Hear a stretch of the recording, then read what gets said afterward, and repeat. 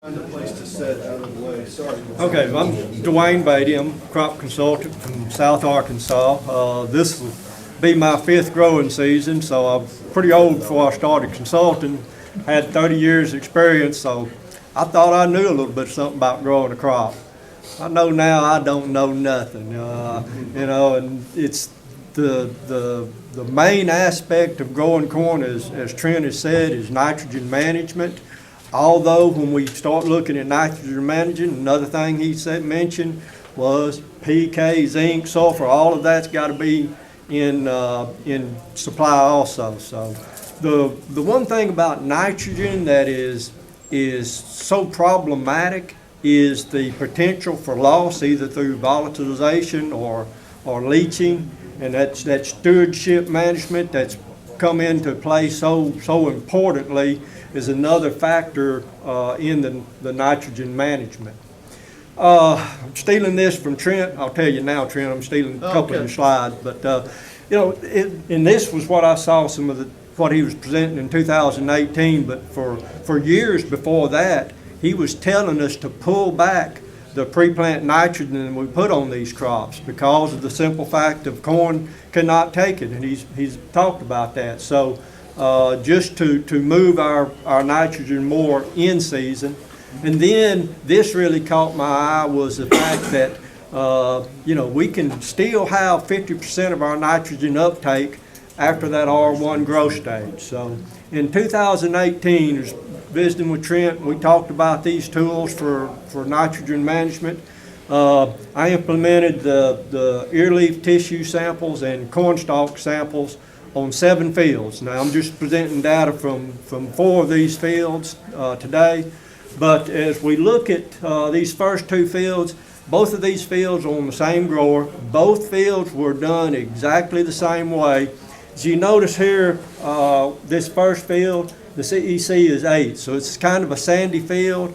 I was real concerned about nitrogen loss in that field. And then you look at this other field, CEC of 15, just a good solid silt loam field.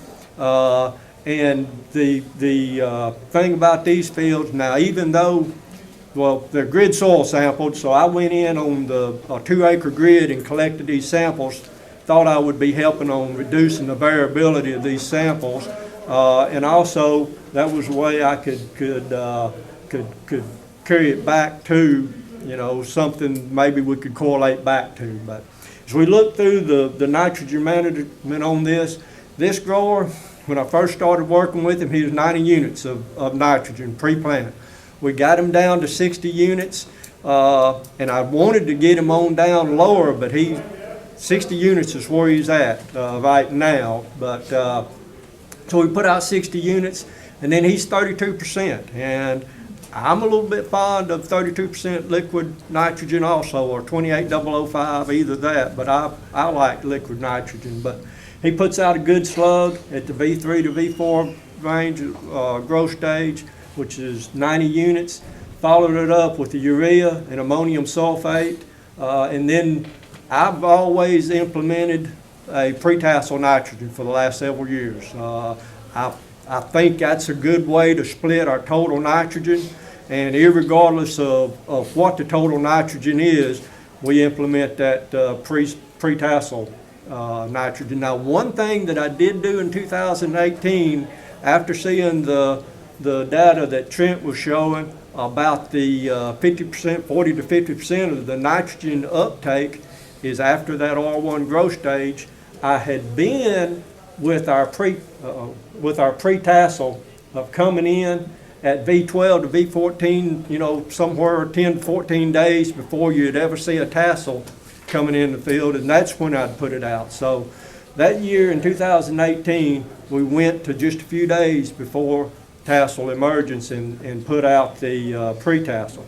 But on that field, on them 2 fields, his total nitrogen is staying in that 240, 245 range. So as we look at the ear leaf samples collected from that field, we see here in the sandy field with a CEC of 8, it was 3.5. And then we get into the good silt loam field, it was still at 3.39. So very good tissue samples, which I was expecting that because we had already put out the preseason pre-tassel nitrogen when we pulled them samples. So I was really thinking that we was in really good shape on that. And then when we look at the corn stalk nitrogen results from this field, this is the sandy field. We're in excess. And that really surprised me in that fact of being that excessive. And if y'all remember, 2018 was a fairly wet year, and I thought we had lost a lot of nitrogen, especially on our sandy fields. But we certainly was in excess of that. So in the field with the CEC of 15, again, we was pretty high on our nitrogen, but we was in that optimum range. So felt good, but let me put another disclaimer out here. This is 1 year data, and I don't put a whole lot of faith on just 1 year of samples or something like that. And that's where I had every intention in 2019 pulling samples on fields again and at least having a couple of years to make any changes or whatever. But well, 2019 wasn't kind to me, and I wasn't able to get the samples pulled. Now, one thing that we're going to sit down with this grower, we've already been talking to him, and really work on reducing his pre-plant nitrogen. I really feel like now that is something that even with him balking at that, we've still got to do that. We've got to reduce that front end nitrogen. And then I think even with reducing just 20 units of nitrogen on that field, we'll still be in optimum range on our corn sample, our corn nitrogen stalk samples at the R6 growth stage. So that was them two fields on the same farm. We look at two more fields on neighbor farms now. Both of these growers, the soil texture is very similar. It's a prairie type silt loam soil, and the CEC on both of these fields is 8, so it's thin soil. And this soil is very, it doesn't hold nutrients well, and you can't build nutrients. But this grower is really on board with low amounts of pre-plant nitrogen, but then going into spoon feeding through the year. We come in as soon as we can row it good and put out some urea and ammonium sulfate, then come back with 2 more mid-season applications of urea. All of these are with a urease inhibitor, and then we come in with our pre-tassel to get him up to that total of 226 pounds of nitrogen on this ground. Then this other grower, neighbor grower, very similar soil texture. We're at 40 pounds of pre-plant, and then we have 2 splits through the mid-season with urea and sulfate, and then coming back with some urea at that V8 to V10 growth stage, and then our pre-tassel. So again, we're in that 223 total nitrogen, total pounds of nitrogen on them fields. If we look at our tissue samples, where we really spoon-fed the nitrogen on this first field and had the very low pre-plant nitrogen, we're at 3.25%. So we're over that 3% critical range. Now on this field that we had the higher amount of pre-plant nitrogen, the 40 units of nitrogen pre-plant, we're right there at 3. So I thought, well, still we're in good shape. When we look at the corn stalk samples, this is one thing that we're all worried about on this soil texture. It's just this, we just can't hold nutrients, whether it's nitrogen, PK, whatever. Back up. We see we're in that 5, so very low. Even though at the tissue sample we were 3.25%, we lost some nitrogen there. And again, this 1 year of data here, so I really was wanting to get another year in here also. And then if we look at that other field where we had the higher amount of nitrogen out pre-plant, again similar in that 45. What I would like to do on these fields this coming year, I want to bump that pre-tassel nitrogen and see if we can get, with having adequate nitrogen levels at our ear leaf tissue samples, and then increase our pre-tassel from the 46 pounds of urea and of nitrogen, and increase it to that 69 pounds of nitrogen in them fields. This other field, I consult the soybeans on this grower. He pulled his own cornstalk samples. He didn't get ear leaf samples, but pulled cornstalk samples. He had a cover crop in there on this field. And if we look at this in this field, you notice one thing. It is some sandy ground, CEC of 6. He had 2 timings that he terminated the cover crop on part of the field, and then the other part he terminated the cover crop at planting. And we've got the cornstalk samples from them 2 termination dates. But this grower is one of the most organized there is. He has an iPad in every tractor. When he goes into the field for an application, he sets that application in there, and when he leaves the field, he stops it. So it really surprised us when we had some question on some of the nitrogen on it. But he is real adamant on the real low use rate of nitrogen, and the only nitrogen he puts out is in his infer application with some potash.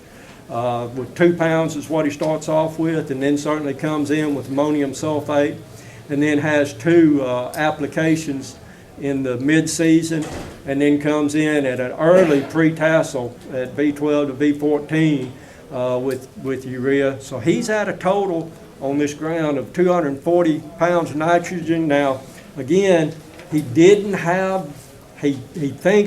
knows he put out the 57 units of nitrogen. He thinks he may have even went to 69 units at this application. So he had at least 240 units of nitrogen on this field. So we look at the cornstalk samples that was taken from these fields. This is where the cover crop was terminated 7 days prior to planting. He was in that optimal range.